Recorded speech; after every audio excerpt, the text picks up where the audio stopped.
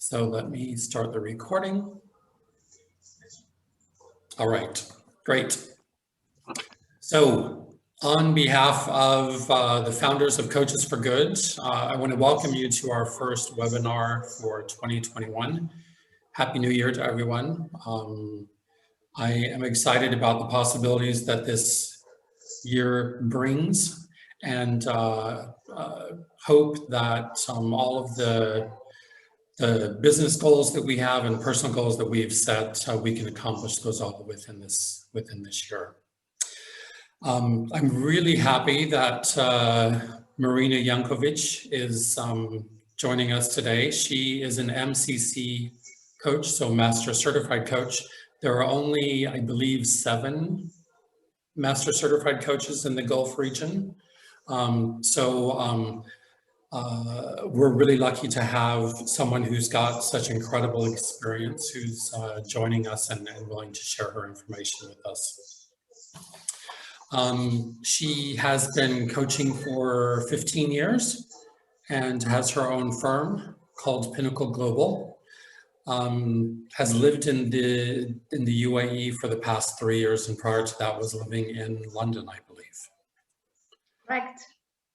So just to get a feel of who we've got online, we've got a couple of poll questions that we want to ask you. And just before you start with questions, just to say Happy New Year to everyone, and thank you for joining. And also to thank you, Dennis, for this great initiative.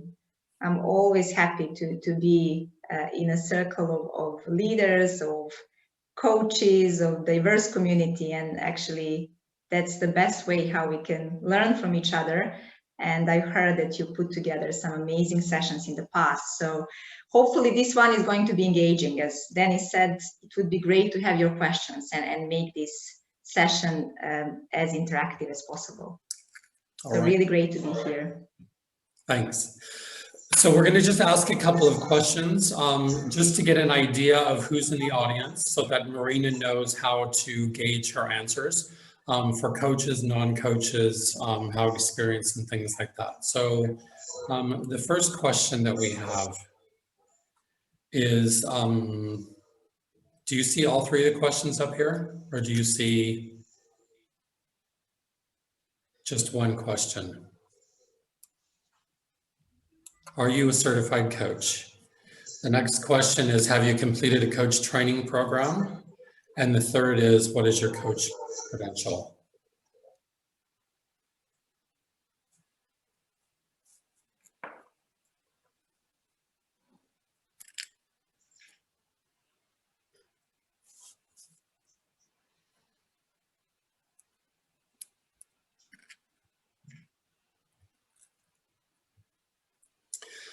All right, so it looks like we have 56% are certified coaches, 44% aren't. 100% have completed coach training program. We've got 44% are ACC. We've got 22% are not credentialed, and then we've got 33% who are other. So it looks like we're all coaches or on the coaching journey. How lovely. That's great. And also sometimes in audience, there are people just exploring coaching as something. So that's the reason we were asking this question, to simply know if you're already on that journey yourself. So this is brilliant to know. All coaches here tonight. All right.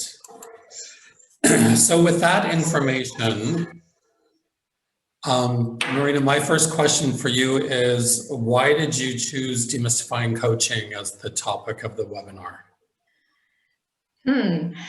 Well, not only to catch audience, I truly believe, as obviously I've spent a significant time on coaching development myself, that sometimes we make things too difficult. So what I'm planning to talk about today is to share a bit about my journey and also what didn't work, because that's part of the lesson that helped me as well to become more confident as a coach.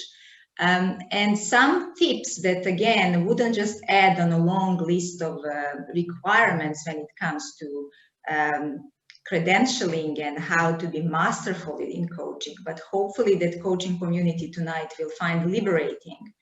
And I know, Dennis, you and I discuss that often, that sometimes we want to see leadership changing. We want to see coaching actually supporting that leadership shift.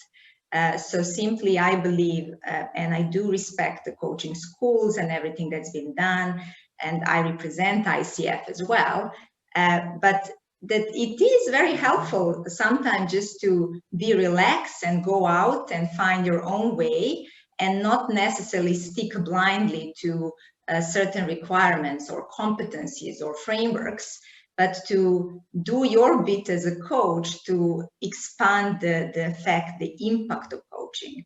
And that's why I say demystifying coaching, because I would also like to share what I believe should be less difficult than how it's presented to coaches today, and hopefully encourage people to do more coaching and to keep doing the best they can.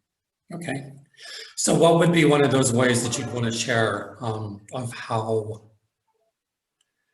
Yeah, so I probably would start just briefly at the beginning of my journey. So there were several things that made me think about how I wanted to show up as a coach.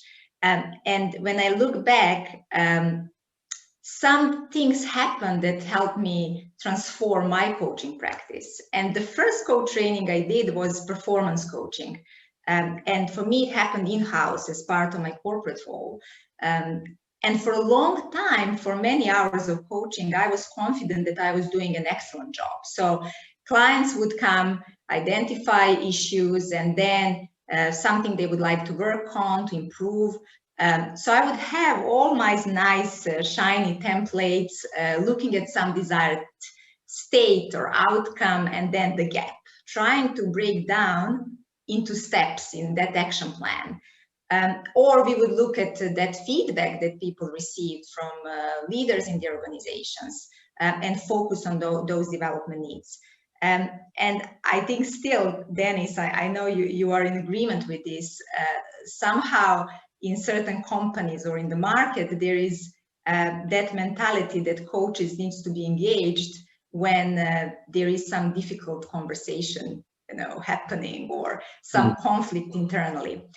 And what was my observation was that clients would agree to an action plan, and I would see them again after a while, and they would report some progress, if any, but soon they would fall into old habits, old pattern. And I didn't see any significant learning happening or transformation. I would just build my coaching portfolio. But then on reflection, I realized that was because my approach to coaching, which was more at that transactional level. So surfacing the problem, then exploring options that had worked in the past, asking a bunch of questions, which I believed was most important to find that magical question, and then deciding on the way forward. And now, of course, before I proceed, for those of you who find yourself at that place in your coaching journey, please hear me out. I'm not suggesting that you're not doing useful work. However, helping people get more clarity on goals, actions that can help them move forward is good. But you might be on your journey towards transformational coaching that will create much bigger impact. So focusing on deeper work with your clients. And I discovered a lot of them, and also what I had to unlearn when I started working with my mentor. So even at that time, I had so many hours of coaching, but simply I felt a gap between this is what coaching school taught me, and this is what I'm trying to follow, making it perfect, and having that pressure that I'm responsible for client success. And I somehow believe that I had to fix something for my clients or add value in the form of solving their problem.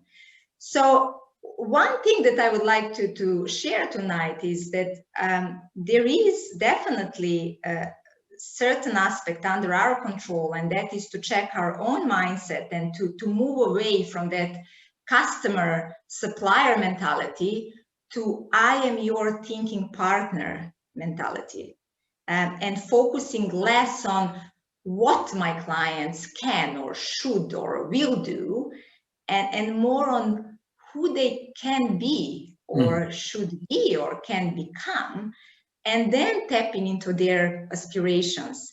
And that is where I've seen that magic happens. Once you relax as a coach, when you let go of knowing that you have to know the solution, and when you help someone discover what they need to be, amazing things happen. And I think that's liberating, because we can talk also about how I actually do it. It can open new horizons for clients, but I think it can also bring much more joy to coaching practice. And then it is about completely new level of engagement for both coaches and clients. Yeah. And just last thing, maybe before we move on to concrete, because you asked me as well to share something tangible that, you know, could provoke discussion or some exploration for coaches going forward in their work. I think that awareness with ourselves and that connection is something that should never be ignored. So if, for example, if we are feeling hopeless or going through something too challenging, or we feel disconnected, we just need to be aware that that energetic field, that vibration, I truly believe is much more powerful than words or those questions that we work so hard as coaches to make breakthrough powerful questions and have a client having that aha moment. And I think actually sometimes that energy that you bring in a session, and again, when you bring yourself fully, that's another thing that we are taught to leave almost ourselves in front of the door and only focus on client's agenda. It can be sensed, because humans, we are intuitive. We just probably learned to ignore that. So I also noticed that this is something that ICF started promoting more, and that is Gaia Philosophy. So how to also be grounded as a coach in order to support your clients. So that's the win-win I have in mind. And I think that approach can be more relaxing. It can be also less difficult, but also more enjoyable for us coaches. Yep.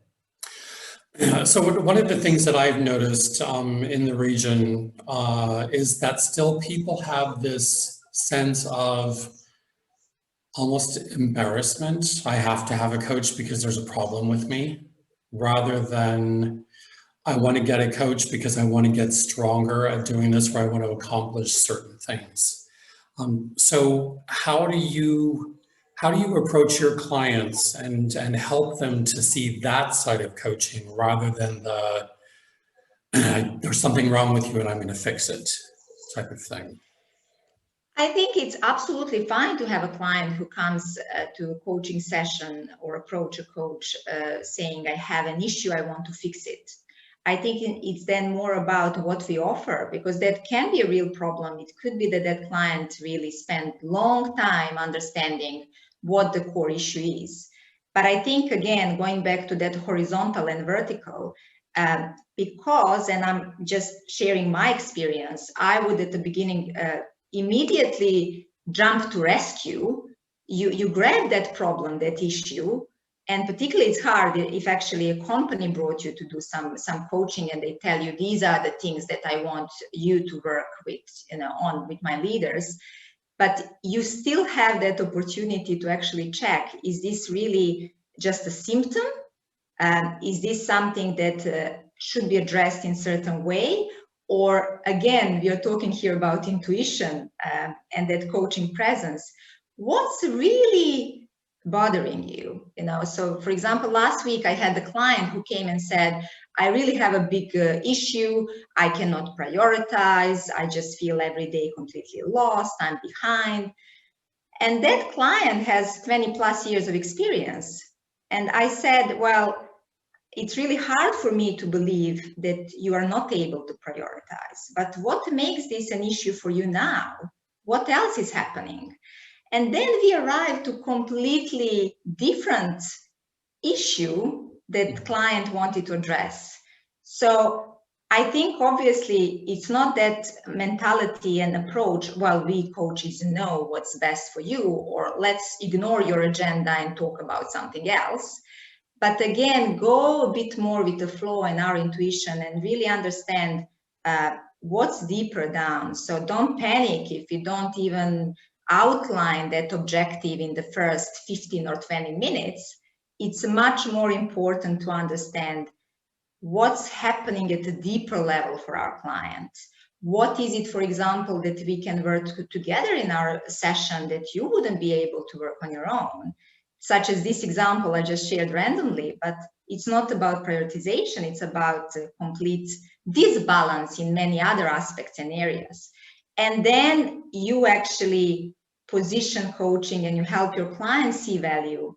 But again, it's not that let me make you feel better, you know. And I still, when I listen recordings for mentoring, and when my mentees go through the process of applying for credentialing, I can spot that moment when people think, now I know it.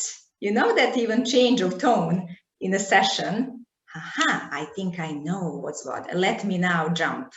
And that's the moment that actually we need to be aware of. And again, I'm not doing this perfectly every time. So it's just constant rechecking and constant development in that space, because that's what I like to say. It's not about MCC or PCC or ACC level. Our mastery at any level stops when we actually start believing that we are brilliant and there's nothing else we can learn. True.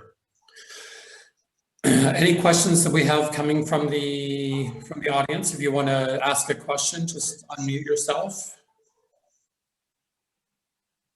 Don't be shy.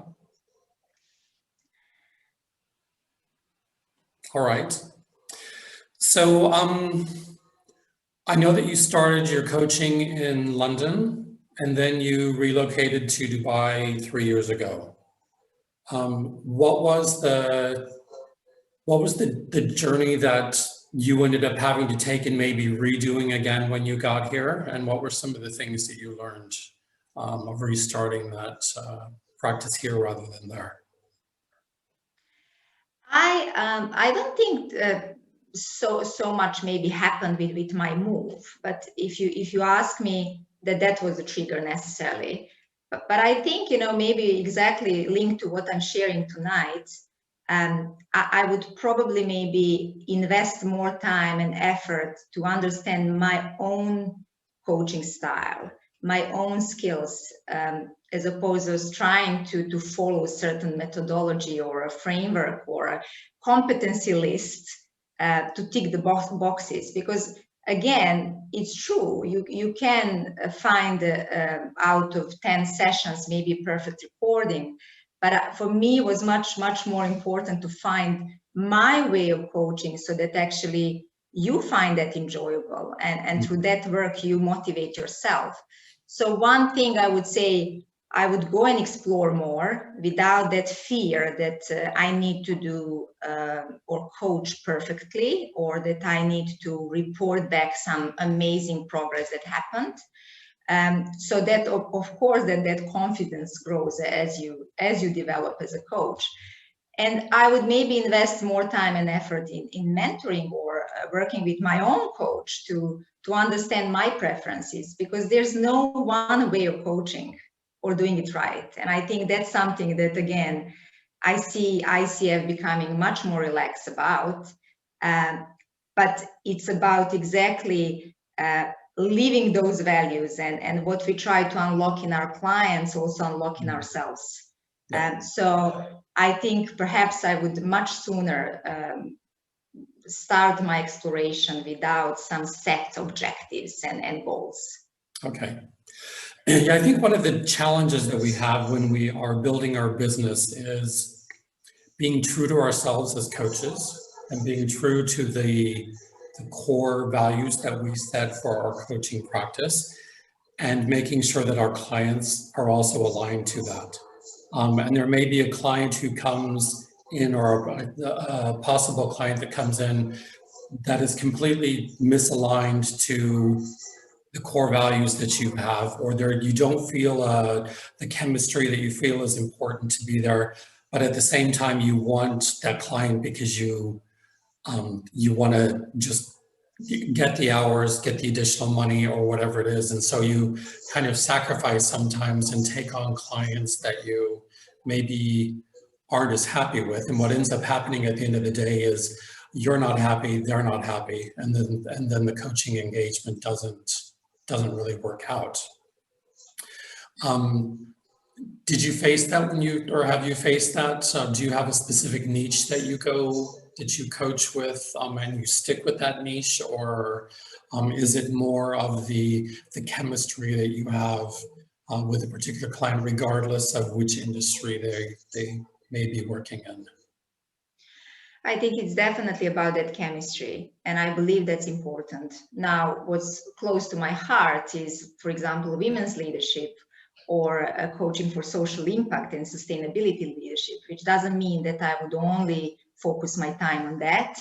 It's more in terms of expectations. And that's why I think on reflection, even in that chemistry session, what I do now is very different compared to beginning. And of course, we want to develop our business and we want more clients if that's our goal. Maybe some of us tonight don't, and that's absolutely fine. But let's assume we want to attract more clients. But again, the questions you asked at the beginning can really change the outcome to better, to positive. And maybe, again, linking to what I said previously, bringing yourself and also trying to bring more systemic approach to coaching. And I think particularly trying to help client to understand the value of that partnership, which again is about thinking partner, not solve my problem partner.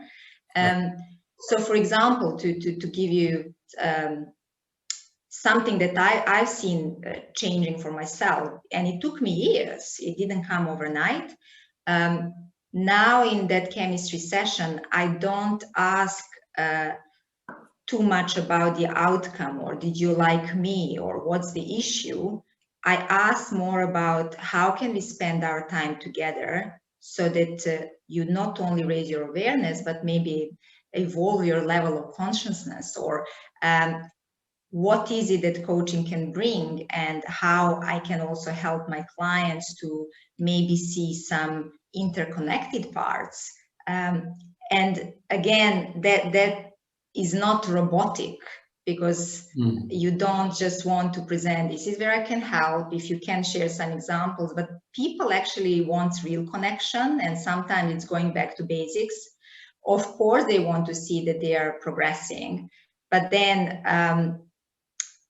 I think it's about also bringing yourself, your authentic self to that session is very important, in addition to, yes, wanting more clients. But if you even win that contract, let's say, and you see complete misalignment, energetically, that's going to affect your quality of your coaching. And that's going to affect quality and also level of your confidence.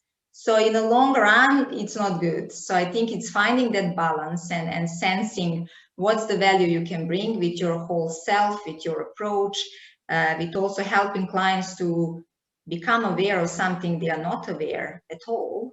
Particularly, I'm talking here about some sustainability leadership coaching I'm doing, and also systemic coaching, when you want them to see maybe interconnectedness between stakeholders, their decisions. That is truly transforming. And that's something that maybe is not tangible in a sense of this is my path to coaching, but it's much deeper. And that's something that people crave at that basic human level. Yep.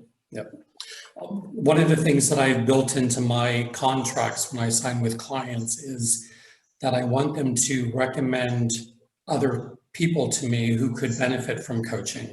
So that is the driving factor to make sure that my clients have the best experience they have, so that they then recommend other people, so that I don't have to spend time developing business. They're actually out there marketing on my behalf.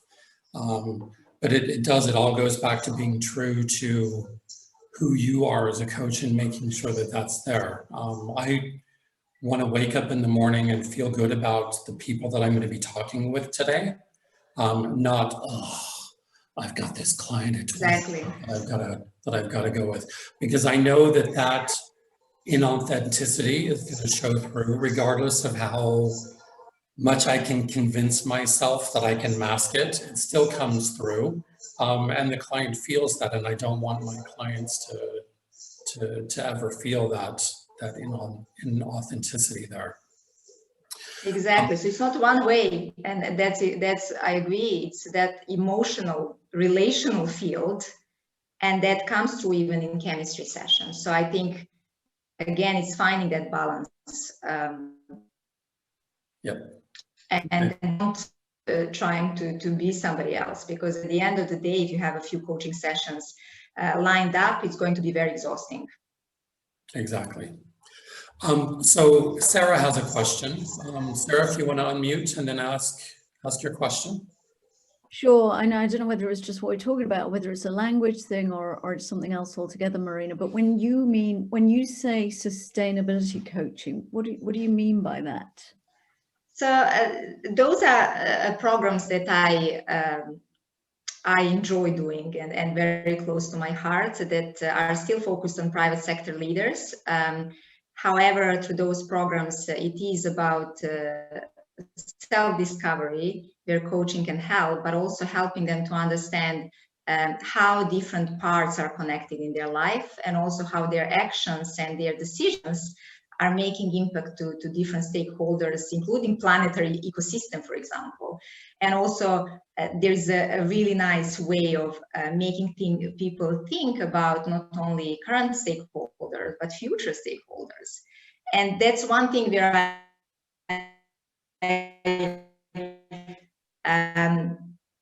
I wouldn't say this, that I actually bring in our conversation. That's something that is important to me. It's something that I do talk about even in chemistry session.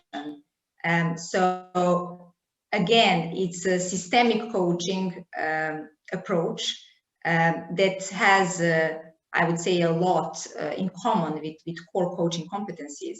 However, the approach is different, because it's partnering with clients at a deeper level, not surfacing the problem or not focusing on some immediate goals, but actually discovering what is their connection with other people, what is their connection with different groups, with nature, their spiritual side, as well as the planet. And I think that's the agenda that is and should be important to everyone. And sometimes we are just concerned to bring it up. But again, in that particular coaching approach and school and programs, that's something that I've seen made lots of difference. And I'm not talking about only very spiritual people in a traditional sense, but private sector leaders who've seen the biggest value of coaching going through themselves through the whole process. Perfect. Thank you. I just wanted to know. Great. Thank you. Thanks, Sarah. Sarah, I would like to add, Dennis, do you mind just to spend, because it's linking to something which I wanted also to add to the list of maybe some pressures that I feel people have, new coaches have in their practice. And it links to Sarah's question, because it's about questioning as a competence, so powerful questioning. And I remember at the beginning of my coaching, I had that nice booklet of, I think it was called 101 Powerful Coaching Question. And then we would try to spot that opportunity to ask a question and to make client really think or consider something. And what I actually started doing in that program, which is more about sustainability and systemic coaching, and in general in my coaching, is actually to rely on my reflective inquiry. So you would share your statement, your observation, and follow with the question, and then be quiet, instead of really trying to find that magical question. And people feel much safer. They want to have that trusted partner and that relationship. So for example, I could say, I observed X, or I sensed something on one hand and tension on the other side. So how does that connect to the outcome we set for this session? And then I encourage people to look at patterns and see interconnectedness between parts of their stories. And I think this is much more effective, first of all, because they hear their own words, and they also face their own fears, and they become conscious of what's happening for them. And then they discover different possibilities and different options. And I think this is, again, much easier than trying to think about that magical question and tick that box on the coaching competency list, because it's natural, it's effortless, it's actually helping you to be in tune, to have that coaching presence, and it's helping clients to really understand what's going on for them. So it's trusting them to find their own answers. And I think that's liberating. For me, that was really liberating. So asking questions like that, though, takes a lot of confidence. And I remember when I was going through my coaching certification program, the leader of our program did something called, what was it called?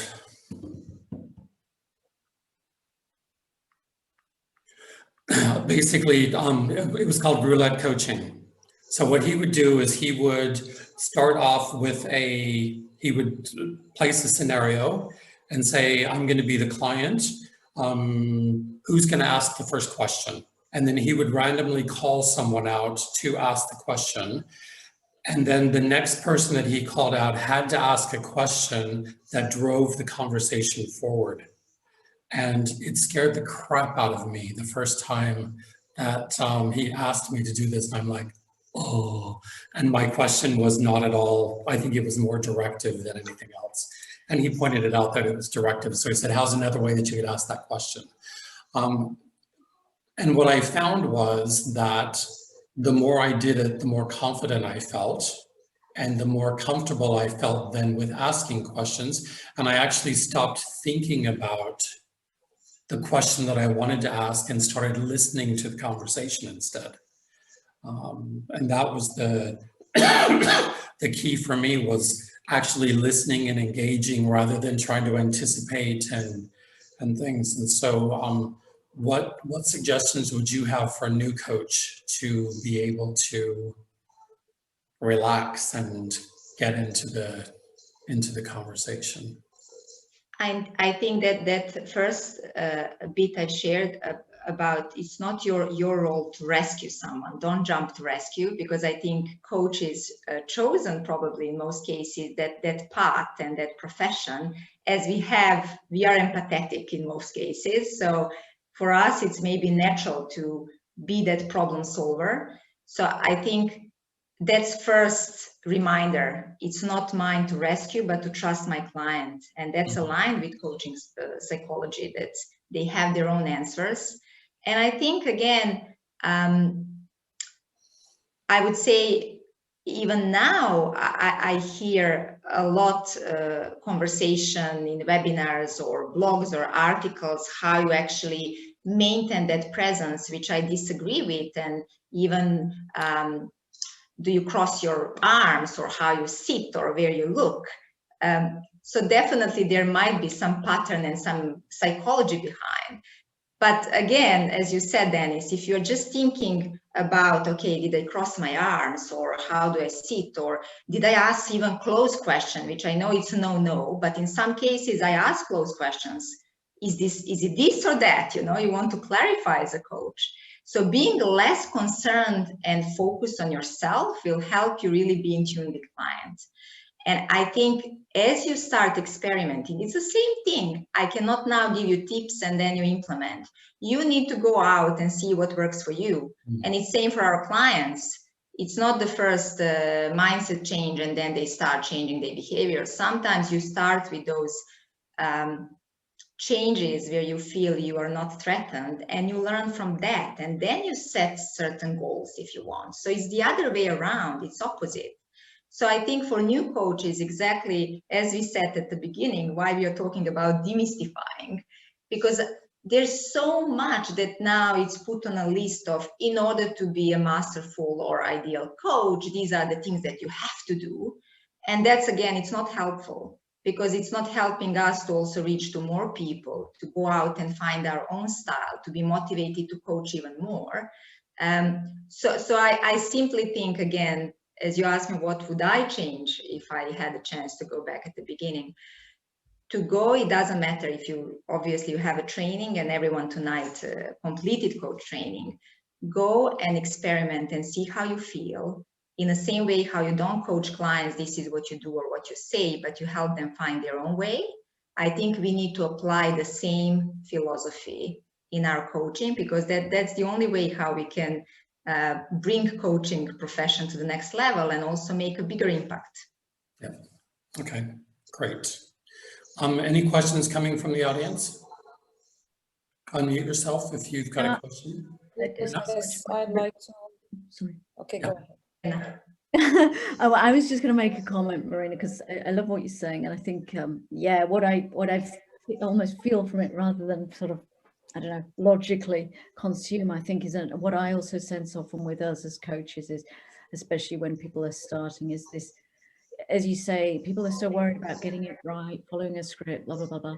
And it's just your magic as a coach, I really believe, just comes from being yourself. And I know it sounds really cliche, but I think it's what you're getting at, Marina, ultimately. We all have our own little special way. And it's often the frailty in us, or the weakness in us, or what we think is something that makes us a bit It's actually our strength, and it's actually the power that makes us why we are the unique coach we are. So I think, to Marina's point, thanks for making it, Marina, and I hope I'm capturing a bit of the spirit of what I sense you're saying there. But I think it is about your real confidence, and your real impact will come when you kind of latch onto who is it that I'm supposed to be in this coaching thing that's going on, and not so much worried about what the ICF says or what the client's doing or how I'm coming across, but how am I authentically being to help. So that's just that's a kind of a takeaway I've had, Marina. So but thank you for stimulating that in us all. And Sarah, thank you for really nicely capturing the essence of my long monologue. But I think that's exactly right, because one of the questions I ask in sessions with my clients, and as you mentioned, sustainability, leadership coaching as well, is who does your work serve? And I think we coaches, we need to think about the same question. We need to ask ourselves the same question. Yeah. And once we know the answer, then we'll be less obsessed with asking that breakthrough question, or how we crossed, or did we cross our arms or not. And I think that's the whole purpose of what we are brought to do in this world, and use coaching for making the world a better place. True. Marina, you had a question that you wanted to ask? Yeah, sure. Marina, thank you so much for sharing all this. It's really so beneficial at this point, because the authentic and human part that's important here. My question to you is, if you would go back to when you started, are there clients that you wouldn't accept on taking because the chemistry is not there, or not? Definitely, yes. And of course, I actually, for some coaching contracts, I could tell that intuitively I was looking forward to see them finishing, because there was not right chemistry. And I think that's, again, something that I would now raise as a question in my coaching practice. Or I would say, I feel something's happening here, or I feel that maybe relationship between us has not, maybe not in that word, but to some specific content I would point, what's happening, what's going on. And I think definitely, yes. I mean, I myself had some clients that I felt were really thriving, and I supported them fully, and I enjoyed through that as well. Whereas with some, again, my focus was, what can I do for them? And it's, again, that customer mentality of I'm here to fulfill certain expectations as a coach and tick the boxes. And I think, again, that's not something you learn, and that's something maybe confidence would grow once you identify your niche, or you start being more confident with expressing yourself and picking clients or addressing some energetic issues that you might feel. That in the long run, again, it can only improve your quality of coaching, and it can bring you more clients. I think, to Dennis' points, recommendations would come. And again, I'm not saying it's not easy sometimes. And in some cases now, if I could go back, I would probably manage that differently. But again, that's not the end of the world. And I think that's the whole point. That's why there's no one approach to coaching. And it's absolutely fine. Even now, in chemistry session, recommended recently my peer coach to somebody else, because I think that that's just win-win. It's not something that we have to fight for desperately. And I appreciate the business development side and its importance, but I also think we need to ask some questions ourselves. What am I chasing? What's the purpose of this? And what am I getting if I actually lose this client? And how can I shift and change my approach? Thank you. Nandini, did you have a question as well? Yes. Hi. Hello, everyone. Nice to meet you via Zoom, Mariana. Okay. My question is similar to what Marina asked as well, but slightly different, because you spoke a lot about energy, and this is something I am always curious about, and I believe in energy. And is there any techniques that you use? Because sometimes I feel when I'm with my client that our energies are different, and I struggle with this, and I try to work around it. So is there anything that you would, is there some technique that you use, or any tips that you could give? And before I stop, I would say thank you. It's really an engaging session, so thank you. Yeah. So. Thank you very much. Thank you, Nandini. I don't have a specific tip here, because also definition of energy and vibration is very different to everyone. But I really do think what's in common is that our intuition, that we need to use more in our coaching. And I really can claim that's one thing that will be a game changer. So if you sense something, or just to go with your gut feel, do it. And I think that is what I think Sarah said, feels sometimes or looks so effortless when, you know, there's no framework or agenda, but people just decide in that moment what's the observation they want to share, or what kind of reflective inquiry to bring, or what's maybe unsaid. So I just think, as a coach, whatever energy means to you, I think that gut feel, if you sense there's something else, or you should dig deeper, or ask a question that normally you maybe wouldn't ask in your coaching practice, go with it, because I think that's something that coaching school cannot teach you. And I really think that is actually what we are brought to do as well, to bring, that's what I meant, bring yourself, your whole self to the session. Thank you. Thank you. Thanks. You're very welcome. So we've been talking about partnering with our clients. I want to shift it a little bit and talk a little bit about partnering with other coaches. What has been your experience with partnering with other coaches? I actually love that. And I'm not even in the Middle East. I co-founded a company because I like to work with others. And I think truly that is where value of diversity can come forward. Even when we are all coaches, as I said, we all have our unique skills and strengths, and we can complement each other. And I partner, I would say, on an ongoing basis. Recently, I was part of a coaching fundraising event, and that's amazing vibe and energy that you get from other people.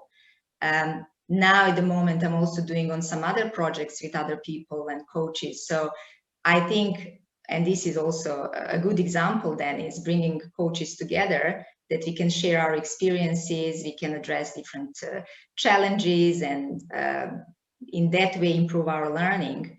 I think it's something that we need to do more, and at also many different levels, because if we want to see a different world with different leadership style, we also need to collaborate at different level, not necessarily looking at each other as competition, but really thinking, what is maybe a success that I want to see for myself? What does it mean? And then what part of my coaching work also need to be aligned, linked, or in collaboration with somebody else in order to maybe do something that as an individual, I wouldn't be able to do myself.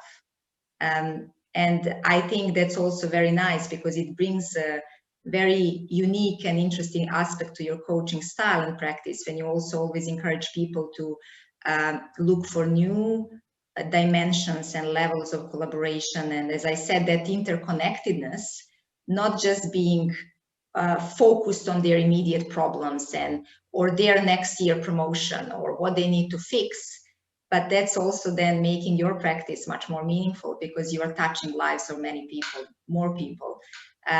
So I think there are many other ways how we coaches can collaborate and also collectively make a difference.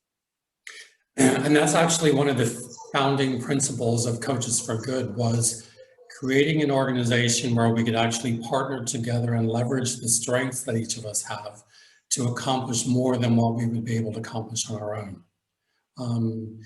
And sometimes those partnerships work, and sometimes they don't.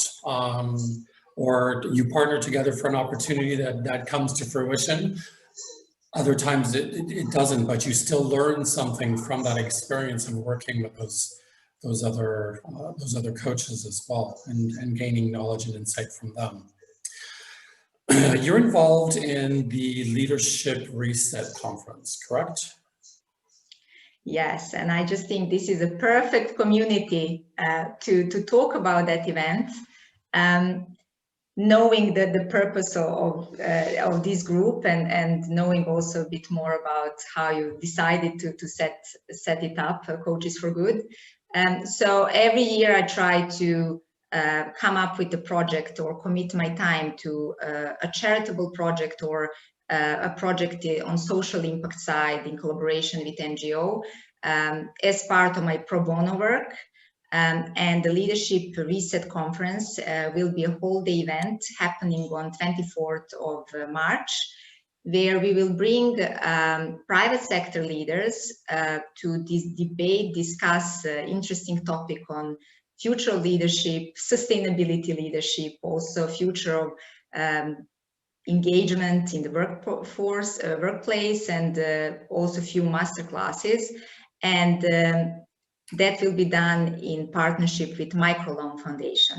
Microloan Foundation is a charity, NGO, and I worked with them in the past, and they are doing some amazing things in Africa, making a difference for women in Zambia, Zimbabwe, and Malawi. So all funds from the tickets and also partnerships with private sector will go to their projects. So it will be a great learning. It's also nice opportunity to involve coaching community, because at the moment also we are looking at engaging ambassadors to also help us with the cause, to participate in the conference, to learn, and hopefully also promote this great cause. And that's not the end. I mean, at the end of the year, also we will organize another fundraising events where we are inviting coaches to offer their time, do coaching. Obviously, clients would pay for that coaching, and that funds would go to Microloan Foundation. And I loved it. We did it in November, because that vibe and that energy, when we saw how much money we raised and how much also we learned from each other on that day, that is really heartwarming. And when you see how many lives you maybe touched or microloan is really good to measure also their impact. They are pretty small, I would say, but very focused on what they're doing.